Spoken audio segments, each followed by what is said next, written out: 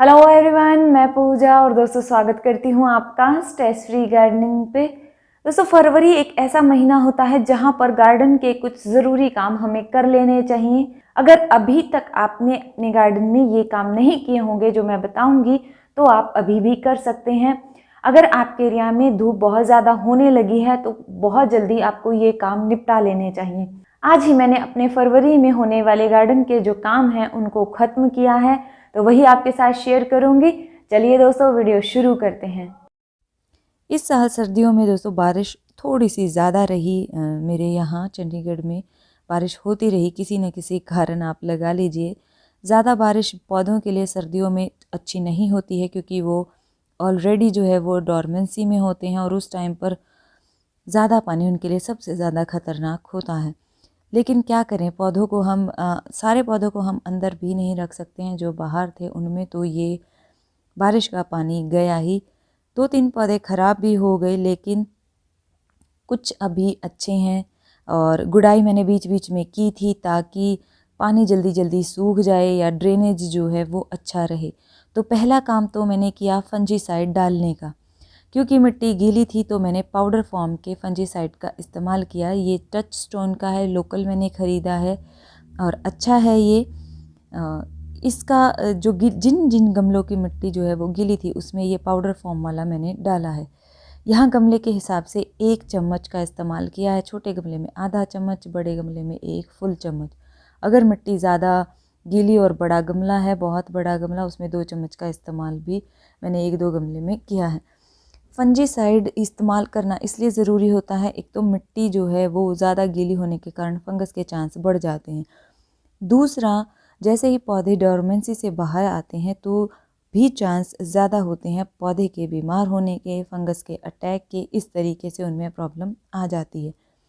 तो जब भी मौसम बदलता है फंजीसाइड का इस्तेमाल हमें ज़रूर करना चाहिए। इसका पत्तियों पर छिड़काव भी किया जा सकता है, लेकिन मुझे नहीं लग रहा पत्तियों पर ज़रूरत है अभी। पत्तियों पर करेंगे थोड़ा सा वेट करने के बाद, यानी खाद के बाद, मार्च में करेंगे वो काम। फरवरी का मेन काम यही है। ये देखिए यहाँ पर मेरी खाद बन रही है, यानी मटके में। देखिए वैसे जल्दी बनती है दोस्तों, इसका अपडेट करूँगी शेयर। इसके अलावा दोस्तों जो आउटडोर फूलों वाले पौधे फुल सन में, उनकी मिट्टी फिर भी थोड़ी सी सूख गई थी। बीच बीच में गुड़ाई कर दी थी क्योंकि 2 दिन से धूप आ रही थी, लेकिन नीचे से मिट्टी गीली थी। तो उनमें भी मैंने पाउडर फॉर्म में जो फंजीसाइड है उसी का इस्तेमाल किया है। सभी में ख़ास तौर पे जो अब फ्लावरिंग वाले प्लांट हैं, जो अब थोड़ा उठेंगे यानी कि अब जो है ग्रोथ करेंगे, उन सभी में फंजीसाइड मैंने डाला है। देखिए अब दोस्तों ये सीढ़ियों वाले प्लांट हैं जिनमें बारिश नहीं लगी। इनमें जो ये पाउडर फॉर्म वाला है ये भी पानी में घोल कर दे सकती हूँ, लेकिन मेरे पास ये एक लिक्विड वाला भी पड़ा हुआ है, तो लिक्विड वाला मैं यहाँ पर घोल लूँगी पानी में। पाउडर वाला भी वही काम करता है, लिक्विड वाला भी वही काम करता है, कोई प्रॉब्लम नहीं है। और फंजीसाइड में कोई स्मेल नहीं होती है, इसीलिए भी ये इतना वो नहीं करेगा कि हमें नहीं डालना चाहिए या प्रॉब्लम कोई होती है। तो पाउडर फॉर्म है 5 लीटर की ये मेरी बकेट है और इसमें मैं पर लीटर 5 ml के हिसाब से डाल रही हूँ, यानी कि 15 ml के आसपास इसमें डालना। मुझे थोड़ा अंदाज़ा है कितना जाता है पानी इसमें, हमें हो ही जाता है जब हम दवाइयों का इस्तेमाल करते हैं। यहाँ पर 1 बकेट नहीं 2-3 बकेट बनानी पड़ेंगी अभी अलग अलग, लेकिन 5 लीटर में क्या होता है कि हमें अंदाज़ा हो जाता है कि हम ज़्यादा इस्तेमाल ना करें फंजीसाइड का। तो ये इंडोर रहते हैं लगभग, जिनमें धूप रोशनी तो अच्छी आती है लेकिन इनमें बारिश नहीं लगती है। और आपने मेरा स्टेयर्स गार्डन का ओवरव्यू नहीं देखा है तो ज़रूर चेक कीजिएगा। ये सारे पौधे जो है मैंने उसमें शो किए हैं। तो इनमें मैंने ये लिक्विड फॉर्म वाला जो है ये डाला है ताकि नीचे तक चला जाए। इंडोर प्लांट्स में थोड़ा सा ज़रूरी भी रहता है जल्दी से इसका इफ़ेक्ट जो है हो, इसीलिए। और लिक्विड में यानी पानी में घोल कर जब हम डालते हैं तो ज़्यादा अच्छा काम करता है। तो ये जितने भी पौधे हैं इन सभी में मैं दूंगी, हैंगिंग बास्केट में भी। इसके अलावा दोस्तों जो हमारे सक्लेंट हैं इनमें भी मैं फंजीसाइड अभी डाल दूंगी। इनकी जो मिट्टी है वो बिल्कुल सूखी हुई है, इसीलिए अच्छा इसमें चला भी जाएगा तो असर बहुत अच्छा होगा। तो फंजीसाइड का सक्लेंट में इस्तेमाल ज़रूर करना चाहिए, हर दूसरे महीने तो ज़रूर करना चाहिए, यानी 40 दिनों के बाद हमें रिपीट ज़रूर करना चाहिए इनमें। और पर मिट्टी सुखा कर लिक्विड फॉर्म में ही इस्तेमाल करना चाहिए। तो यहाँ पर मेरा ये काम ख़त्म हो गया फंजीसाइड का डालने का। फंजीसाइड डालने के बाद जिन पौधों पर मुझे इंसेक्ट्स की प्रॉब्लम थोड़ी थोड़ी शुरू होती नज़र आ रही थी तो उन पर मैंने इंसेक्टिसाइड का स्प्रे भी कर दिया। जैसे कि ये गुलदाउदी है और इन दिनों इसके फूल जा चुके होते हैं तो फिर ये डोरमेंसी में जाती है और कीड़ों का अटैक इस पर सबसे ज़्यादा होता है। तो ऐसे पौधों पर मैंने इंसेक्टिसाइड का इस्तेमाल साथ ही कर लिया। तो दोस्तों फंजीसाइड डालने के करीब करीब 4 से 5 दिन बाद मैंने प्रूनिंग का काम किया। अब आपके दिमाग में आया होगा कि प्रूनिंग पहले क्यों नहीं की। तो दोस्तों फंजीसाइड अपना काम करेगा, उसमें समय लगता है और 4 से 5 दिन का समय वैसे काम स्टार्ट करने के लिए भी ठीक रहता है। अभी वो अपना काम करेगा तब तक प्रूनिंग जो है वो ऊपरी तौर पर होती है और फंगस का जो अटैक वो रूट्स में होता है, इसीलिए वैसे साथ भी किया जा सकता था ये काम, लेकिन मैंने थोड़ा गैप देना ठीक समझा ताकि जो वेदर है वो थोड़ा और ठीक हो जाए, धूप आ जाए और मुझे नई नई ग्रोथ जो है वो पौधों में एक बार नज़र आ जाए। तो वो मैंने वेट करते हुए ये काम किया है। बहुत से पौधों में मुझे हल्की हल्की नई नई ग्रोथ नज़र आने लगी थी तो मैंने सोचा कि ये सही समय है प्रूनिंग करने का। और जब भी आप ऐसा प्रूनिंग वाला काम, हार्ड प्रूनिंग खास तौर पर करते हैं, तो सीज़न जब अच्छे से स्टार्ट हो जाए, पौधा अपनी ग्रोथ शो कर दे हल्की सी ऊपर से, तभी उसकी प्रूनिंग करे सीज़न पर भी। फिर उसकी ग्रोथ के चांस जो हैं वो पक्के रहते हैं कि पौधा ठीक है। प्रूनिंग करते ही वो बहुत फास्ट तरीके से ग्रोथ स्टार्ट करेगा। यहाँ पर मेरा क्रोटन रहता है, यहाँ पर धूप अच्छी आती है सुबह सर्दियों में, तो इसकी भी हार्ड प्रूनिंग की मैंने, बहुत अच्छे से इसका ज़रा कर दिया काम। और इन दिनों दोस्तों अगर आपके कोई ऐसे परमानेंट पौधे हैं, बहुत टाइम से आपके पास हैं, तो उनकी प्रूनिंग का फ़ायदा ये भी होता है कि उन पर किसी भी तरीके के कीड़ों का अटैक नहीं होता है फिर, और पौधा ग्रोथ बहुत अच्छी निकालता है। सारी गर्मी फिर पौधा जो है वो बिल्कुल हरी भरी पत्तियों के साथ बना रहता है, क्योंकि ग्रोथ इन 2 महीनों में स्टार्ट हो जाएगी। उसके बाद जो गर्मी है वो ज़्यादा होगी तो पौधे को इतना बेनिफिट नहीं होगा कट करने का। अब दोस्तों मैं पहुंच गई नीचे और ये मेरा हिबिस्किस का प्लांट है और हिबिस्किस ज़मीन में लगा हुआ है, तो इसकी भी मैं हार्ड प्रूनिंग करती हूँ बहुत अच्छे से। और फिर सारी गर्मी इस पर लाल फूलों का जो आनंद मतलब मिलता है आने का, वो एक अलग ही लेवल का होता है। मेरा ये प्लांट बहुत ज़्यादा 100 से ज़्यादा फूल इस पर हर दिन आते हैं। फिर गर्मियों में पूरी गर्मी ये प्लांट जो है, पौधा जो है, लाल रहता है, बिल्कुल लाल लाल फूलों से। और हिबिस्किस का आपको पता ही है कि हिबिस्किस एक दिन के लिए फ्लावर खिलता है, लेकिन इस पे एक के बाद एक कलियां आती रहती हैं। इसके बाद दोस्तों ये मेरा रात रानी का प्लांट है जो कि बहुत ज़्यादा ओवरग्रो हो गया था, पर मैंने सर्दियों में नहीं छेड़ा इसको, क्योंकि इसके नीचे जो पौधे रखे हैं उनको ये ओस से बचा रहा था, तो उसका फ़ायदा लिया। अब इसकी कटिंग कर दूंगी अच्छे से। हालांकि इसमें बहुत अच्छी नई ग्रोथ आ गई थी, बहुत जल्दी कलियां बन जाती अगर मैं नहीं काटती तो, लेकिन ये फिर मैनेज भी नहीं होता है। घर में प्लांट जो होते हैं वो फिर मैनेज करना भी उतना ही ज़रूरी होता है जितना आप लगा लीजिए उनकी बाकी चीज़ों का। तो ये बहुत लंबा है, वैसे ज़मीन में लगा हुआ है, बहुत अच्छी ग्रोथ कर रहा है, तो इसकी भी प्रूनिंग की। कुल मिलाकर मैंने हर पौधे को थोड़ा बहुत कट किया है ताकि नई ग्रोथ आए, और फूलों वाले पौधों को इस समय पर कट करना सबसे बेस्ट रहता है।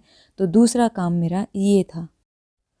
तो दोस्तों पिछले 2 हफ्तों में 3 काम किए, गुड़ाई करने का, उसमें फंजीसाइड डालने का पौधों में, और तीसरा कटिंग करने का यानी प्रूनिंग करने का। अब बारी आती है पौधों को हल्का फुल्का फर्टिलाइज़र देने की। तो मैंने यहाँ पर लिक्विड फर्टिलाइज़र का इस्तेमाल किया है। गुड़ का पानी मैंने आप लोगों को बताया था, वो मैं डाल चुकी हूँ। जिस दिन प्रूनिंग की थी साथ में ही वो भी डाल दिया था थोड़ा थोड़ा सभी पौधों में। और अब 1 हफ़्ता हो गया है, अब मैं ये वाली जो सीवीड सॉल्यूशन है लगा लीजिए वो डाल रही हूँ, और ये भी पर लीटर 5 ml ही लेती हूँ, ज़्यादा नहीं करती हूँ। जो मेरे सीढ़ियों के पौधे हैं इनकी तो मैं पत्तियों पर भी इसको स्प्रे करती हूँ बहुत अच्छे से आगे पीछे से, और जिनकी मिट्टी अच्छे से सूखी हुई है उनमें मैं मिट्टी में भी डाल दूँगी ताकि जड़ों से भी पौधों को पोषण मिले। और वो अपनी ग्रोथ अभी कर रहे हैं तो उनको कह लीजिए खाना खिलाना बहुत ज़रूरी है।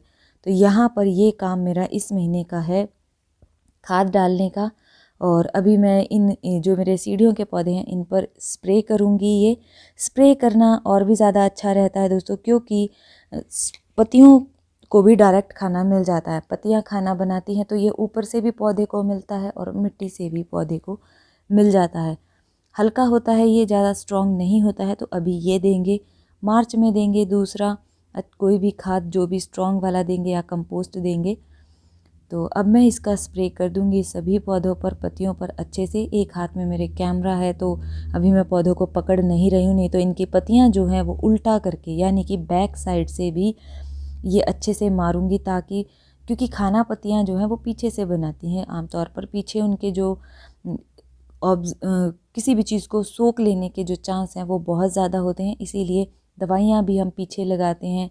कीड़े भी आपने नोटिस किया होगा पत्तियों के पीछे जाकर छुपते हैं, इसीलिए पौधे कीड़ों की वजह से ख़राब भी हो जाते हैं, क्योंकि उनका खाना बनाने का जो प्रोसीजर है वो डिस्टर्ब हो जाता है।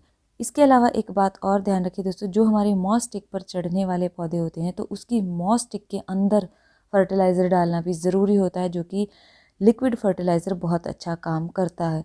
ऐसे में आपके पास लिक्विड फर्टिलाइज़र नहीं है तो गोबर की खाद को 2 दिन के लिए पानी में भिगो दें और उस पानी का स्प्रे करें। ये स्प्रे आप जैसे ये मैं फिलोडेंड्रॉन नियॉन पर कर रही हूँ, तो आप मॉस स्टिक में इस तरीके से कर सकते हैं, किसी भी पौधे में कर सकते हैं। अब जैसे ये मनी प्लांट है, मनी प्लांट की भी मॉस स्टिक के अंदर पानी डालना बहुत ज़रूरी है, क्योंकि मनी प्लांट और जो पीछे हमने देखा फिलोडेंड्रॉन, इनकी हर नॉड एरिया के साथ रूट्स होती हैं, जिसकी हर रूट को जब पानी मिलता है, पोषण मिलता है, तो पत्तियाँ उतनी ही ज़्यादा हेल्दी और उतनी ज़्यादा ग्रो होती हैं, चमक उतनी अच्छी रहती है। अगर किसी पौधे की पत्तियाँ बड़ी हैं तो और बड़ी बड़ी पत्तियाँ जो हैं वो निकल कर आती हैं, और मनी प्लांट के लिए बहुत अच्छा काम करता है।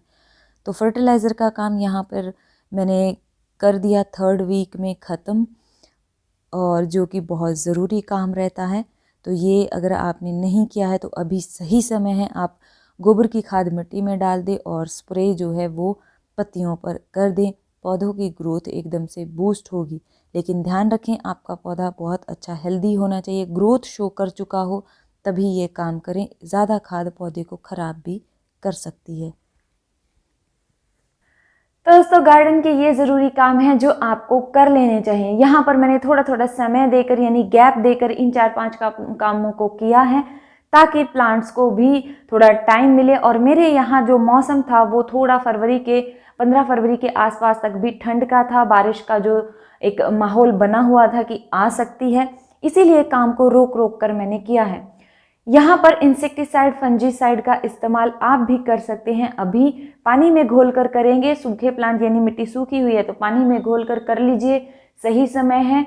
और इंसेक्टिसाइड का भी, क्योंकि इंसेक्ट्स का अटैक अब ज़्यादा होगा, क्योंकि कुछ पौधे हम नए ऐड करेंगे तो कुछ पुराने पौधे हैं जो जाएंगे। यानी कि अगर आपने विंटर प्लांट लगा रखे थे जिनका अब धीरे धीरे समय आएगा जाने का, तो उन पर इंसेक्ट्स का अटैक बहुत ज़्यादा होता है। इसीलिए आपको इंसेक्टिसाइड का इस्तेमाल या नीम तेल का इस्तेमाल अभी कर लेना चाहिए 15-15 दिन के अंतराल में। उम्मीद करती हूँ दोस्तों इस वीडियो से भी आपको कुछ न कुछ हेल्प तो ज़रूर मिली होगी। अगर हाँ तो लाइक कीजिएगा, और क्या हेल्प मिली है वो मुझे आप कमेंट सेक्शन में भी बता सकते हैं।